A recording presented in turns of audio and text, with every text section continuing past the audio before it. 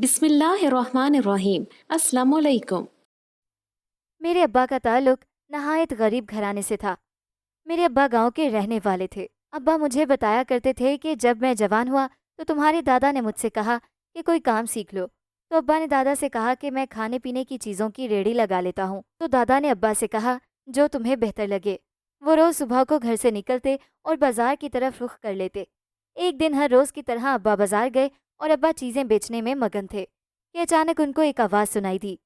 ابا آواز سن کر پریشان ہو گئے تو تجسس کے مارے ابا اپنے ارد گرد جھانکنے لگے کہ اچانک ابا نے ایک لڑکی کو بھاگتے ہوئے دیکھا۔ وہ بہت ڈری ہوئی تھی۔ ابا اس لڑکی کے پاس گئے اور اسے کہا کہ تم اتنی ڈری ہوئی کیوں ہو؟ کوئی پریشانی ہے تو مجھے بتا دو۔ تو اس لڑکی نے کچھ بھی نہ بتایا۔ اسے ڈرے ہوئے دیکھ ابا نے اس سے دوبارہ پوچھنا مناسب نہ سمجھا۔ ابا نے اسے پانی دیا اور واپس اپنے سامان کے پاس چلے گئے۔ ابا نے مجھے بتایا تھا کہ وہ لڑکی جب شام ہو گئی تب بھی اسی جگہ بیٹھی رہی۔ تو ابا اس لڑکی کے پاس پھر گئے اور اسے کہا کہ شام ہونے کو آ گئی ہے، تم نے گھر نہیں جانا؟ تو اس لڑکی نے ابا سے کہا میں گھر نہیں جا سکتی۔ تو ابا نے اس سے وجہ پوچھی تو وہ چپ ہو گئی اور تھوڑی دیر بعد کچھ ایسا بولی کہ ابا کی روح کانپ گئی۔ اس نے بتایا کہ میری سوتیلی ماں نے مجھے گھر سے نکال دیا ہے۔ پھر ابا حیران رہ گئے اور اس سے پوچھا کہ اب تم کہاں جاؤ گی؟ رات گہری ہو چکی ہے، تمہارا یہاں پر اکیلے رہنا مناسب نہیں، تم میرے گھر چلو۔ ابا نے بتایا کہ پہلے تو وہ لڑکی انہیں گھور کر دیکھتی رہی، پھر اس نے کہا کہ یہ آپ کا مجھ پر بہت بڑا احسان ہوگا۔ ابا اسے گھر لے کر آ گئے۔ جب میرے دادا نے اس لڑکی کو دیکھا تو کہنے لگے یہ کس لڑکی کو گھر لے کر آ گئے ہو؟ اسے بھگا کر لائے ہو، بے غیرت انسان، تمہیں ہماری عزت کی کوئی فکر نہیں تھی، میری عزت کا جنازہ نکال دیا ہے۔ ابا نے جب دادا کے منہ سے یہ الفاظ سنے تو ابا پر لرزہ طاری ہو گیا۔ خوف کے مارے ابا نے دادا کو کوئی جواب نہ دیا۔ اچانک اس لڑکی نے دادا کو بتایا آپ انہیں غلط سمجھ رہے ہیں، یہ تو بہت اچھے انسان ہیں۔ اس نے اپنی تمام رودات سنائی، دادا کو ان پر ترس آ گیا۔ پھر دادا نے کہا کہ یہ لڑکی ہے اس لیے اس کا لحاظ کر رہا ہوں، یہ میری بیٹی کی عمر کی ہے، اس لیے اسے اس طرح رات کو سڑک پر نہیں چھوڑ سکتا، لیکن صرف آج کی رات یہ یہاں پر رہے گی۔ اگلی صبح ابا کی آنکھ دادا کی نکاہت بھری آواز سے کھلی کیونکہ دادا کی طبیعت اچانک خراب ہو گئی۔ ابا جس لڑکی کو اپنے ساتھ لائے تھے اس نے دادا کی خوب اچھے سے خدمت کی، جس کی وجہ سے دادا کا دل اس لڑکی کے لیے پسیج گیا۔ جب کئی دن گزرے اور دادا کی طبیعت ٹھیک ہو گئی تو دادا نے ابا سے کہا میں اس لڑکی کو غلط سمجھتا تھا، یہ تو بہت اچھی لڑکی ہے، ایک بیٹی کی طرح میرا خیال رکھ رہی ہے، اس کے طور طریقے بھی مجھے بہت پسند ہیں، میں اسے اپنے گھر کی بہو بنانا چاہتا ہوں، تمہارا کیا خیال ہے؟ تو ابا نے کہا کہ جیسے آپ کی مرضی، آپ کی خوشی میں میری خوشی ہے۔ ابا اور اماں کی شادی کی تیاریاں شروع ہو گئیں۔ گھر کو خوب سجایا گیا۔ اس طرح دادا نے ابا اور اماں کی دھوم دھام سے شادی کر دی۔ ابا نے بتایا کہ شادی کے 1 سال بعد میرے اس دنیا میں آنے کی خبر میرے دادا کو پتہ چلی تو وہ بہت خوش ہوئے اور سب رشتہ داروں میں جلیبیاں تقسیم کرنے لگے۔ گھر میں ہر طرف خوشی چھا گئی۔ جب اماں کی ڈلیوری میں 3 مہینے پڑے تھے کہ اچانک دادا کی طبیعت بہت زیادہ خراب ہوئی۔ ابا دادا کو لے کر فوراً ہسپتال گئے۔ ڈاکٹر دادا کو ایمرجنسی میں لے گئے۔ جب کچھ دیر بعد ڈاکٹر ایمرجنسی سے باہر نکلے تو ابا نے ڈاکٹر سے دادا کی طبیعت کے بارے میں دریافت کیا۔ ڈاکٹر نے ایسی خبر بتائی کہ ابا کے سر پر آسمان ٹوٹ پڑا۔ اس مشکل وقت میں اماں نے ابا کو سنبھالا اور کہا خود کو سنبھالو۔ اس طرح سے دادا خالق سے جا ملے۔ ابا نے دادا کی تدفین کے لیے سارے انتظامات خود کیے۔ ابا کو دادا کی بہت یاد آتی، لیکن ابا جب اماں کو دیکھتے تو اپنے دکھ کو چھپا لیتے۔ اس طرح کئی دن گزرتے گئے۔ آخر وہ دن آ ہی گیا جس کی وجہ سے پوری زندگی دادا اپنی پوتی کو اپنے ہاتھوں میں اٹھانے کے لیے ترستے رہے اور اب اس دنیا سے چلے گئے۔ ڈاکٹر نے جب ابا کے ہاتھ میں مجھے دیا تو ابا اپنے سارے غم بھول گئے اور میری پرورش کرنے میں خود کو مائل کر لیا۔ دن گزرتے گئے۔ میں 6 سال کی ہو گئی۔ اچانک میرے ابا نے کھانے پینے کی چیزیں بیچنا بند کر دیں اور کہا کہ بہت مہنگائی ہو چکی ہے، مجھے کھانے پینے کی چیزوں میں منافع نہیں آ رہا، اور ویسے بھی اب میری ہڈیوں میں ویسی طاقت نہیں رہی کہ پورے دن کھڑے رہ کر کھانے پینے کی چیزیں بیچوں۔ تو اماں نے کہا کہ اگر تم کھانے پینے کی چیزوں کو نہیں بیچو گے تو ہم اپنے گھر کے اخراجات کیسے پورے کریں گے؟ تو ابا نے کہا میں کوئی بیٹھنے والا کام ڈھونڈ لیتا ہوں، لیکن مجھ سے یہ کام نہیں ہوتا۔ تو اماں نے کہا کہ میں کہیں کام ڈھونڈ لیتی ہوں۔ تو ابا نے کہا کہ نہیں، تم کوئی کام نہیں کرو گی۔ اماں نے کہا آپ نے ہمارے لیے بہت کچھ کر لیا، اب آپ آرام کریں، بہت کما لیا آپ نے، میں لوگوں کے گھر کام کر کے آپ کو پیسے اکٹھے کر کے دوں گی، آپ بس یہی بازار میں کوئی دکان بنا لینا۔ تو ابا نے اماں کو اجازت دے دی۔ اس طرح اماں نے ان عورتوں کو کہا جو لوگوں کے گھروں میں کام کرتی تھیں مجھے بھی کوئی کام ڈھونڈ کر دو۔ تو انہوں نے کہا کہ تم لوگوں کے گھر کام نہ ہی کرو تو بہتر ہے، وہ ہر وقت کسی نہ کسی بات پر ٹوکتی رہتی ہیں اور تم ان لوگوں کے گھر کام بھی نہیں کر پاؤ گی۔ تو اماں نے کہا کہ اگر آپ لوگ کر سکتے ہو تو میں کیوں نہیں، مجھے بھی کوئی کام ڈھونڈ دو، میرا شوہر اب بوڑھا ہو چکا ہے، ان کی ہڈیوں میں ویسی طاقت نہیں رہی کہ وہ کچھ کما سکے۔ تو ایک عورت نے کہا اگر ایسی ہی بات ہے تو میری نظر میں ایک گھر ہے جہاں ان کو ایک کام والی چاہیے، تمہیں ان کے کپڑے دھونے ہوں گے۔ تو اماں نے کہا کہ مجھے ان کے گھر لے چلو، میری ان سے بات کرواؤ۔ وہ عورت اماں کو ان کے گھر لے گئی اور اس طرح اماں کام کرنے لگی، لیکن اماں کی تنخواہ سے بھی کچھ نہیں ہو پا رہا تھا، بس بڑی مشکل سے گھر کے اخراجات ہی پورے ہو رہے تھے۔ وقت گزرتا گیا، میں 12 سال کی ہو گئی۔ ایک دن اماں کام پر گئی تو ابا کی اچانک طبیعت بہت زیادہ خراب ہو گئی۔ میں نے اماں کو فون کیا تو فون اماں کے بجائے اس گھر کی مالکن نے اٹھایا۔ میں نے ان سے کہا کہ میری اماں سے بات کروا دو تو اس نے کہا وہ بھی کام کر رہی ہے، آپ سے بات نہیں کر سکتی۔ جب میں نے ان کو کہا کہ میرے ابا کی طبیعت بہت زیادہ خراب ہو گئی ہے، آپ ان کو چھٹی دے دیں، تو اس عورت نے جو الفاظ مجھ سے کہے میرے پیروں تلے زمین نکل گئی۔ اس نے کہا کہ ایسے جھوٹ بول کر اپنی اماں کو کام سے بچانا چاہتی ہو، ویسے بھی وہ بہت کام چور ہے، اور اپنی فالتو بکواس اپنے پاس رکھو، جب تک کام ختم نہیں ہوگا وہ نہیں آ سکتی۔ میں نے فون رکھا اور ہمسایوں کے گھر بھاگ گئی، ان کو کہا کہ میری مدد کیجیے، میرے ابا کی طبیعت بہت زیادہ خراب ہو گئی ہے، ہسپتال لے کر جانا ہے۔ وہاں پر ایک عورت بیٹھی تھی، اس نے مجھ سے کہا کہ تمہارے ابا کو کیا ہو گیا ہے؟ میں نے اس سے کہا کہ ابا کی طبیعت اچانک خراب ہو گئی ہے، ان کو میرے ساتھ اسپتال لے کر چلیں۔ اس عورت نے فوراً ایمبولینس کو فون کیا۔ تھوڑی ہی دیر میں ایمبولینس گھر کے دروازے پر پہنچ گئی اور ابا کو ہسپتال لے گئی۔ ڈاکٹر نے ابا کا چیک اپ کیا اور کہا ان کو ہارٹ اٹیک آیا ہے، اور پھر انہوں نے مجھے ایسی خبر سنائی جس سے میری روح کانپ گئی۔ انہوں نے کہا کہ اگر ان کو دوسرا ہارٹ اٹیک آیا تو ان کی جان کو خطرہ ہو سکتا ہے، آپ جتنا چاہیں ان کو خوش رکھیں اور وقت پر دوائیاں دیتے رہیں، اگر اللہ نے چاہا تو یہ جلد صحتیاب ہو جائیں گے۔ جب یہ بات ڈاکٹر نے مجھے بتائی تو میرے رونگٹے کھڑے ہو گئے، کیونکہ ابا ہمارے گھر کے بڑے تھے اور ہمارے گھر کی طاقت بھی۔ تھوڑی ہی دیر میں اماں ہسپتال پہنچ گئی اور کہنے لگی کہ تم نے مجھے کیوں نہیں بتایا؟ تو میں نے اماں کو ساری بات بتا دی کہ میں نے آپ کو فون کیا تھا، لیکن آپ کی مالکن نے مجھے باتیں سنا کر فون بند کر دیا۔ اماں نے جب ابا کے بارے میں مجھ سے پوچھا تو میں خاموش ہو گئی، اور تجسس کے مارے جب اماں نے ایمرجنسی میں جھانکا تو اماں کی آنکھوں میں آنسو آ گئے اور میرے گلے لگ کر رونے لگ گئی۔ میں نے اماں کو سنبھالتے ہوئے کہا کہ اگر آپ اپنی ہمت ہار جائیں گی تو ہمیں کون سنبھالے گا؟ تو اماں نے کہا کہ ڈاکٹر نے کیا کہا ہے، ان کی طبیعت کیسی ہے؟ میں نے اماں کی حالت دیکھتے ہوئے کہا ڈاکٹر نے کہا ہے کہ ابا کی طبیعت اب خطرے سے باہر ہے، آپ پریشان نہ ہو، ڈاکٹر جلد ہی ابا کو ڈسچارج کر دیں گے اور ہم ان کو گھر لے کر چلیں گے۔ کچھ دنوں بعد ڈاکٹرز نے ابا کو ڈسچارج کر دیا اور ہم ابا کو لے کر گھر آ گئے۔ جب میں نے اماں کی حالت پہلے سے بہتر دیکھی تو میں نے اماں کو سب بتا دیا کہ ابا کو ہارٹ اٹیک ہوا ہے اور آپ ہمت سے کام لے کر ان کی خدمت کریں اور ان کو اس بات کا علم بھی نہ ہو، اور ہاں، ڈاکٹر نے کہا ہے کہ ابا کو جتنا خوش رکھو گے تو اتنی جلدی ٹھیک ہو جائیں گے۔ میں نے اماں کو ڈاکٹر کی لکھی ہوئی دوائی دی تو اماں نے کہا کہ میرے پاس اتنے پیسے کہاں کہ میں دوائیاں لے کر آؤں؟ تو اماں کے ذہن میں دادا کے دیے ہوئے زیورات آئے۔ اماں نے دادا کے دیے ہوئے زیورات بیچ دیے اور ابا کے لیے دوائیاں لے کر آئیں۔ اس پر ابا نے کہا کہ اب مجھے دوائیوں کی کیا ضرورت ہے، اب میں ٹھیک ہوں۔ تو اماں ابا کے سامنے رونے لگ گئیں۔ تو ابا نے اماں سے رونے کی وجہ پوچھی، اماں سے رہا نہ گیا اور ساری سچائی بتا دی۔ ابا نے کہا اس میں رونے والی کیا بات ہے، آخر ایک دن اللہ کے پاس جانا ہی ہے، شاید میری قسمت میں یہی تھا، یہی دن اپنے رب سے لکھوا کر آیا تھا میں اپنی زندگی کے، لیکن میں مرنے سے پہلے اپنی بیٹی کو دلہن کے روپ میں دیکھنا چاہتا ہوں، اپنے ہاتھوں سے رخصت کر کے اپنے سسرال بھیجنا چاہتا ہوں۔ اگر یہ اپنے سسرال چلی گئی اور اس کی شادی ہو گئی تو میں سکون سے مر سکتا ہوں، یہی میری آخری خواہش ہے۔ تو اماں نے کہا کہ آپ کی یہ خواہش میں ضرور پورا کروں گی، آپ ایسی باتیں نہ کریں، اللہ آپ کو لمبی عمر دے، اور ڈاکٹر نے کہا ہے کہ آپ جتنا خوش رہیں گے آپ کے ٹھیک ہونے کے چانسز اتنے بڑھتے جائیں گے۔ تو ابا نے کہا کہ موت کسی کو بتا کر نہیں آتی، پھر ہم نے کبھی تو اپنی بیٹی کی شادی کرنی ہے، اس سے پہلے کہ موت میرے سر پر آ کھڑی ہو، میں اس سے پہلے اپنی یہ خواہش پوری کرنا چاہتا ہوں۔ تو اماں نے کہا کہ اگر آپ کی یہی خواہش ہے تو میں جلدی اپنی بیٹی کے لیے کوئی لڑکا ڈھونڈوں گی۔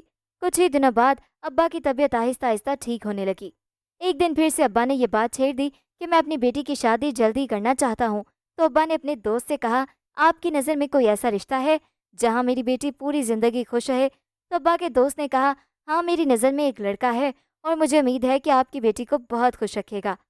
تو अब्बा ने कहा कि आप उनको जल्द ही हमारे घर ले आएं। अब्बा के दोस्त ने कहा, मैं जल्द ही उनको आपके घर ले आऊँगा। कुछ दिन गुजरे कि अब्बा के दोस्त उस लड़के के ख़ानदान को हमारे घर लेकर आ गए। तो अब्बा ने उनकी खूब मेहमान नवाजी की और उनसे कुछ सवालात पूछे। अब्बा को ये रिश्ता बहुत पसंद आया और अब्बा ने फ़ौरन हाँ कर दी और कहा कि जल्द से जल्द मैं अपनी बेटी की शादी करना चाहता हूँ। लड़के वालों ने कहा कि जैसी आपकी ख्वाहिश, अगर ऐसी बात है तो आप ही हमें निकाह की तारीख बता दें। तो अब्बा ने उनको 13 फरवरी की तारीख मुकर्रर करके दे दी और कहा कि इसी दिन हम अपनी बेटी का निकाह करेंगे। अब्बा के मुंह से तारीख सुनकर सब बहुत खुश हुए। लड़के वालों ने घर जाने की इजाज़त ली और फिर लड़के वाले चले गए। अम्मा ने अब्बा से कहा कि आपने इतनी जल्दी शादी की तारीख कैसे रख ली? हमारे पास इतने पैसे कहाँ कि हम सारे इंतजामात कर सकें। तो लड़की की अम्मा ने ये सारी बातें सुन ली और कहा कि हमें किसी चीज़ की ज़रूरत नहीं है, ना ही हमारी कोई शर्त है।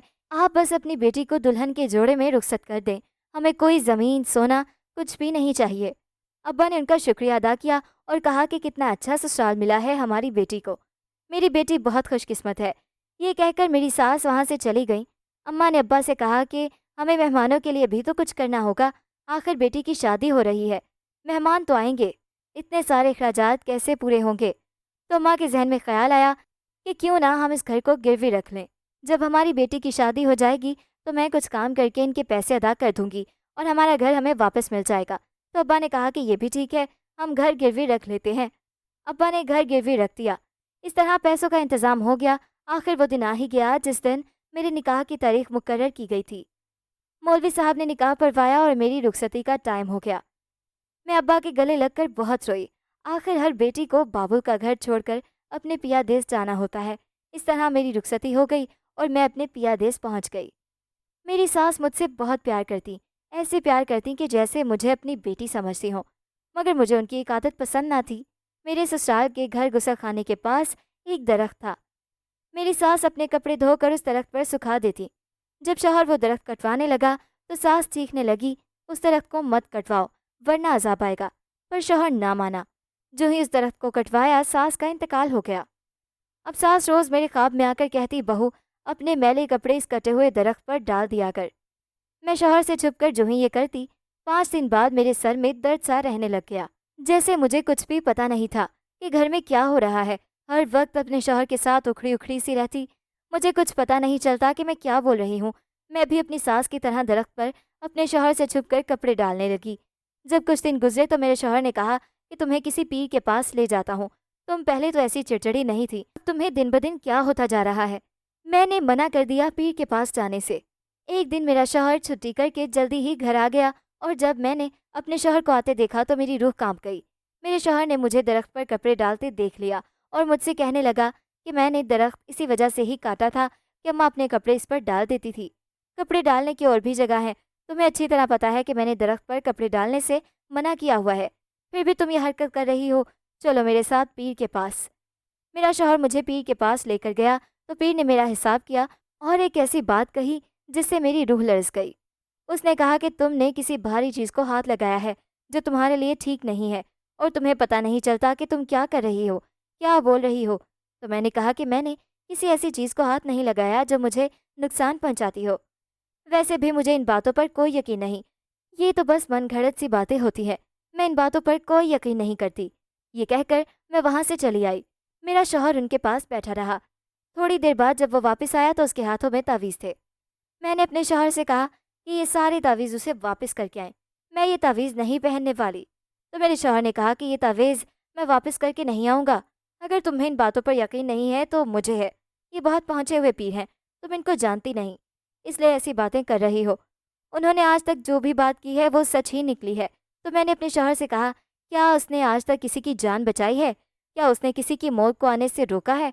तो मेरे शौहर ने कहा कि इसके बस में जो होता है वो करता है। वैसे भी तुमने खुद ही कहा है कि मौत रब के हाथ में होती है। ये पीर कैसे किसी पर मौत आने से रोक सकता है, तुम खुद ही बताओ। तो मैंने अपने शौहर से कहा, तो फिर तुम कैसे यकीन कर सकते हो कि मुझ पर कोई साया है? तो मेरे शौहर ने कहा कि अगर तुम पर कोई साया नहीं है, मैं जो कहता हूँ तुम उसका उल्टा जवाब क्यों देती हो? तो मैंने अपने शौहर से कहा कि वो कुछ दिनों से मेरी तबीयत ख़राब है, इसी वजह से मुझे खुद पता नहीं चलता कि मैं क्या कह रही हूँ। तो मेरे शौहर ने कहा कि अगर तुम्हारी तबीयत ख़राब है तो चलो हम डॉक्टर के पास चलते हैं। मैंने कहा कि मुझे डॉक्टर के पास नहीं जाना, मैं बिल्कुल ठीक हूँ। तुम बस ये तावीज़ उस पीर को वापस करके आओ, मैं उसको हाथ तक नहीं लगाऊंगी। तो मेरे शौहर ने कहा ठीक है, तुम हाथ ना लगाना और ना ही ये तावीज़ तुम्हें पहनने के लिए दूंगा, ये तावीज़ मेरे लिए है। ये कहकर मेरा शौहर मुझे घर ले आया। जब मैं रात को सोई तो मेरे ख्वाब में मेरी सास फिर आई और कहने लगी कि तुमने उस दरख्त के ऊपर कपड़ा रखकर बहुत अच्छा किया, तुमने बिल्कुल ठीक किया इस पीर के दिए हुए तावीज़ ना पहन कर, कि वो तो बेकार में ही लोगों से पैसे वसूल करता रहता है। तुम बस उस दरख्त का ख्याल रखा करो, इसे कोई काटे नहीं। अगले दिन जब मैं सुबह को उठी तो मैं दरख्त के पास गई, दरख्त को पानी दिया और उसके पास बैठ गई। जैसे मुझे उस दरख्त के पास बहुत सुकून महसूस होने लगा। वक्त का काम गुजरना होता है, वो किसी के लिए नहीं रुकता। दरख्त की अच्छी देखभाल करने की वजह से एक दिन दरख्त बहुत बड़ा हो गया। ये सब काम मैं अपने शौहर से छुप कर करती रही। वो भी हैरान थे कि ये दरख्त दोबारा से इतना बड़ा कैसे हो गया। जब भी वो मुझसे पूछने की कोशिश करते तो मैं टाल देती। मैंने भी अपनी सास की तरह कपड़े डालना शुरू कर दिए। न जाने मैं ऐसे क्यों कर रही थी, लेकिन मैंने ये सब काम बड़ी एहतियात और चुपके से करना शुरू कर दिया। एक दिन जब मैं सुबह के वक्त बेदार हुई तो मेरे सर पर आसमान टूट पड़ा। मैंने क्या देखा कि मेरे बेड पर अजीब तरह का खून था। मैंने जल्दी से अपने बेड से वो चादर उतार ली जिस पर खून लगा हुआ था। उस रात रोज़ाना रात में सोती और सुबह को उठती मेरे बेड की चादर खून से रंगी होती।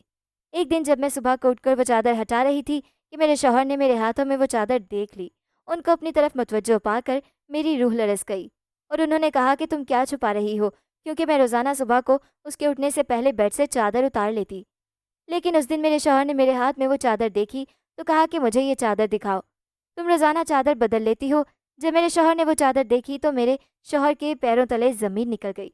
मेरे शौहर ने मुझसे पूछा कि ये क्या है, तो मैं अपने शौहर के गले लगकर रोने लगी और कहने लगी कि मुझे खुद नहीं पता कि मेरे साथ क्या हो रहा है। मैं रात को सोती हूँ तो रात को ये चादर बिल्कुल साफ़ होती है, लेकिन जब मैं सुबह उठती हूँ तो ये खून से रंगी होती है। तो मेरे शौहर ने कहा कि तुमने मुझे पहले क्यों नहीं बताया, कितने दिनों से ये सब चल रहा है। तो मैंने अपने शौहर से कहा कि पिछले कुछ दिनों से ये निशानात मुझे मिलते हैं, और मैंने अपनी सास के बारे में सब बता दिया कि वो कैसे मेरे ख्वाब में आकर मुझसे इस दरख्त के बारे में बात करती है। मेरे शौहर ने कहा कि तुम मेरे साथ आज ही उस पीर के पास चलो। तो मैंने अपने शौहर से कहा कि मुझे उस पीर के पास नहीं जाना। मेरे शौहर ने कहा कि मेरे साथ चलना ही होगा, कुछ भी हो जाए, तुम्हारे साथ इतना सब कुछ हो गया है और तुमने मुझे बताना गवारा भी नहीं समझा। मैंने अपने शौहर से कहा कि मैं आपके साथ नहीं चलने वाली। उस दिन मेरा शौहर गुस्सा होकर काम पर चला गया। शाम को जब वापस आया तो आते ही बेड पर लेट गया और सो गया। अगले दिन जब सुबह हुई तो मेरा शौहर डरा हुआ बैठा था, जैसे उसने कोई भूत देख लिया हो। मैंने अपने शौहर से कहा कि क्या हुआ, तुम ऐसे क्यों बैठे हो। तो मेरे शौहर ने कहा कि तुमने रात को क्या किया है तुम्हें पता भी है। तो मैंने अपने शौहर से कहा कि मैं नहीं जानती। मेरे शौहर ने कहा ये जो खून के निशान तुम्हें नज़र आ रहे हैं ये किस चीज़ के हैं। तो मुझे शौहर की कोई बात भी समझ नहीं आ रही थी। तो मेरे शौहर ने कहा तुम न जाने रात को कहाँ से गोश्त लेकर आई और बेड पर बैठकर खाने लगी। जब मैंने ये सुना तो मेरी चीख निकल गई। मैंने अपने शौहर से कहा कि कैसा गोश्त। मेरे शौहर ने कहा वो कच्चा गोश्त तुम रात को बैठकर खा रही थी। ये जो खून के निशान है ये गोश्त के खून के निशान है। तो मैंने अपने शौहर से कहा कि मैं कच्चा गोश्त कैसे खा सकती हूँ। मेरे शौहर ने कहा मैंने खुद अपनी आंखों से तुम्हें खाते देखा है। असल में रात को जब मैं सो गया था और तुम्हें लगा कि मैं सो गया हूँ, लेकिन मैं इस बात के इंतज़ार में था तुम रात को ऐसा क्या करती हो जिसकी वजह से ये खून के निशानात हैं। और रात को मैं पर्दे के पीछे छुपकर ये सारा मंजर देख रहा था, और अब तुम कह रही हो कि तुम्हें पता ही नहीं तुमने रात को क्या किया है। मैंने तुम्हें पहले ही बोला था कि चलो पीर के पास चलते हैं, लेकिन तुमने मेरी एक ना सुनी। आज मैंने खुद ही पीर को घर बुला लिया है। जैसे ही मैंने पीर के घर आने की खबर सुनी तो मैं घबरा गई। न जाने मुझे ऐसे बेचैनी क्यों हो रही थी, मुझे कुछ समझ नहीं आ रहा था। अचानक पीर हमारे घर आए और उसने मुझे अपने पास बुलाया, तो मैंने उनके पास जाने से इनकार कर दिया। अचानक पीर ने कुछ पढ़ना शुरू कर दिया जिसकी वजह से मैं बेहोश हो गई और मुझे कुछ खबर ना रही कि यहाँ पर क्या हो रहा है। कुछ घंटों बाद मेरी आंख खुली तो मैं बेड पर लेटी हुई थी। मेरा शौहर मेरे पास डरा हुआ बैठा था। मैंने अपने शौहर से कहा कि ऐसा क्या हुआ है, इतने डरे हुए क्यों हो। मेरे शौहर मुझसे पूछने लगे कि अब तुम्हारी तबीयत कैसी है। तो मैंने अपने शौहर से पूछा कि क्या हुआ था यहाँ पर। तो मेरे शौहर ने कहा कि तुम्हें कोई साया था जिसकी वजह से तुम रात के अंधेरे में उठकर कहीं से गोश्त लेकर आती और कच्चा गोश्त खाना शुरू कर देती थी। ये सब को इस कटे हुए दरख्त की वजह से हुआ है। तो मैंने अपने शौहर से पूछा कि तुम्हें कैसे पता कि ये सब इस कटे हुए दरख्त की वजह से हुआ है। तो मेरे शौहर ने कहा कि पीर साहब ने तुम पर कुछ ऐसा दम किया जिसकी वजह से तुमने सारी हकीकत बता दी कि तुम कैसे रात को मुझसे छुपकर इस दरख्त के ऊपर अपने मैले कपड़े डालकर आती थी। ये सब अम्मा की वजह से हुआ है, उसने ख्वाब में तुम्हें उकसाया है। اصل میں میری اماں کالے جادو کیا کرتی تھی اور اس درخت پر بھی کالا جادو کیا ہوا تھا۔ اس پر اس نے سارے جادو ٹونے کیے ہوئے تھے اور ان کے یہ کالے کرم تھے، جس کی وجہ سے آج ہمیں اس طرح کا خمیازہ بھگتنا پڑ رہا ہے۔ جیسے ہی میں نے یہ درخت کاٹا، تھوڑے وقت کے بعد اماں کا انتقال ہو گیا۔ تمہیں پتہ ہے، تو میں نے اپنے شوہر سے کہا کہ ہاں، تو میرے شوہر نے کہا تو بس اسی وجہ سے وہ اس درخت پر اپنے کپڑے ڈالا کرتی تھی اور ہمیں اس درخت کو کاٹنے سے روکتی تھی۔ لیکن اب سب کچھ ٹھیک ہے، پیر صاحب نے مجھے یہ تعویذ دیے ہیں اور تم منع نہیں کرو گی پہننے سے۔ اور ہاں، ہم اس گھر کو چھوڑ کر کہیں اور جا رہے ہیں۔ میں نے اپنے شوہر سے کہا کہ ہم یہاں سے کیوں جا رہے ہیں، تو میرے شوہر نے کہا کہ ہم اس درخت کو جتنا کاٹیں گے ہمارے لیے اتنی مصیبتیں پیدا ہوتی جائیں گی، اس لیے میں اس گھر سے بہت دور جانا چاہتا ہوں۔ میں نے اپنے دوست سے دوسرے گھر کا کہا ہے، اس نے سارا انتظام کر دیا ہے، بس تم تیاری کرو، آج ہم یہ گھر چھوڑ کر جا رہے ہیں۔